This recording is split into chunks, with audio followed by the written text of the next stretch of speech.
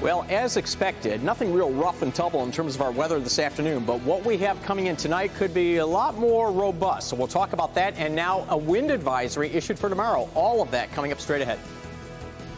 Also, we're working on some breaking news in Southgate. An 11-year-old student has been arrested after a classmate was shot with a BB gun. We'll share what we've learned so far. And breaking, an arrest in New York. Police have found the man suspected in a terrifying subway shooting. The very latest on the charge he's facing, first at 4. Live from downtown Detroit, Local 4 News First at 4 starts now. Good afternoon. I'm Karen Drew. First at 4, we've already seen some rain, and a round of storms could actually blow through Metro Detroit this evening. We're keeping a close eye on how strong they could become, along with a new wind advisory. Let's get to meteorologist Paul Gross, who will show us who could be most affected. Paul. Yeah, hey, Karen. Right now, as you just mentioned, and as I mentioned a moment ago, we have just light rain across the area. In fact, we have lightning tracker turned on. Storm Tracker 4 is showing not a single lightning strike in the area. So what we have right now is just garden variety rain. So if you need to head out right now, pick up the kids from after school activities, things like that, you're going to be fine. Yeah, it's going to be wet. You need an umbrella or just whatever, but this is just regular rain. But there is stronger weather off to the west that I'll show you coming up in about 10 minutes. But if you're heading out right now, look at this. We are well into the 60s across the area. So you've probably noticed the warmth and the humidity if you've been outside, but all of that's going to come crashing to a halt after a cold front comes through tonight. So here's what you need to know. First of all, early evening. From now into the early evening hours, nothing severe. In fact, the rain may even end for a while early this evening. But it's late evening, around the time you're going to bed and into the first part of the overnight hours, that we have at least the potential for severe weather. So we'll break that down for you. And then those strong wind gusts tomorrow. In fact, Karen, wind advisory in effect for the entire area tomorrow. We'll break this all down for you coming up in just a few minutes. All right, thank you, Paul. Now, we are following breaking news from Grand Rapids in a case gaining national attention. We're getting our first look at some new video in the deadly police shooting of Patrick Lyoya. His death leading to several protests and calls for the video to be released. Kimberly Gill tracking the very latest developments from the newsroom. Yeah, hi, Karen. Good afternoon to you. Several pieces of video running about 20 minutes was just released in the past hour, and we're still sorting through the images. But the city of Grand Rapids has faced criticism since this 26-year-old was killed last week. The video released included unedited body cam video. The incident began around 8 a.m. April 4th with a traffic stop. Dash cam video here shows Lyoya get out of the car and at some point run. You can see him struggle with the officer in a little bit here, who also pulled a taser. Not long afterward, police say the officer's gun discharged and hit Lyoya during this struggle. Family members claim, though, the shooting was, quote, execution style. We're not going to show you the point at which he gets hit. The officer involved was not named, but we're told he's a 7-year veteran and has been placed on administrative duty. The Grand Rapids police chief says the videos were released to provide transparency. Listen. There's a lot of factors. There's what happened before, how the stop, how did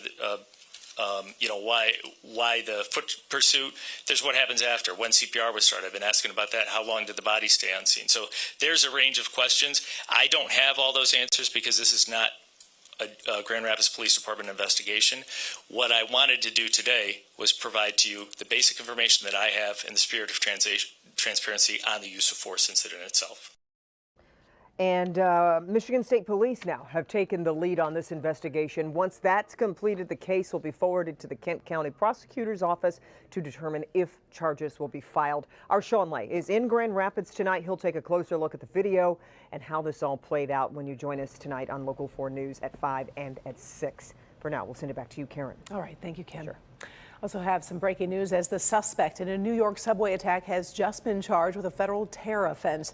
The only suspect in the case, 62-year-old Frank R. James, was taken into custody in the New York's East Village. He was apparently found after a Crime Stoppers tip.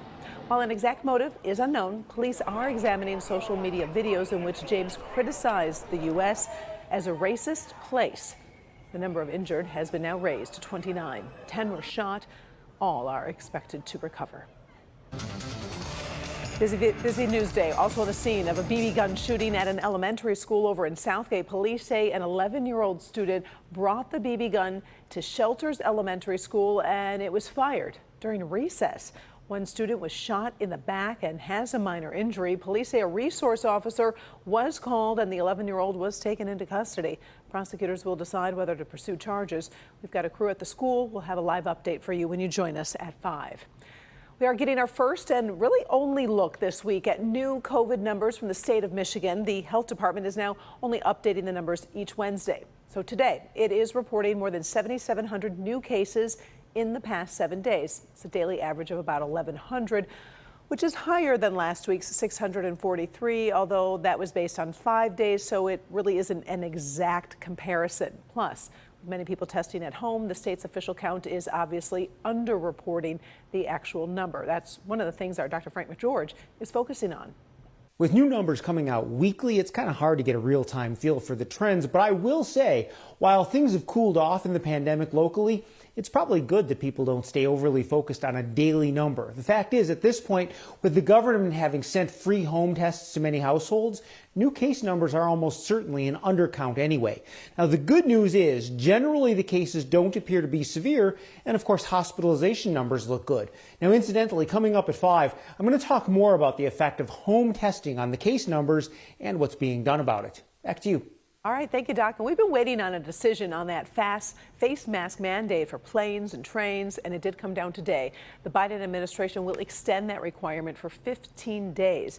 It was set to expire next Monday, but will now run through at least May 3rd. The CDC is monitoring the impact of a rise in cases and says it's better for the mandate to stay in place for now. Ukraine's president continues to rally opposition against Russia's invasion of his country with more claims about some devastating tactics.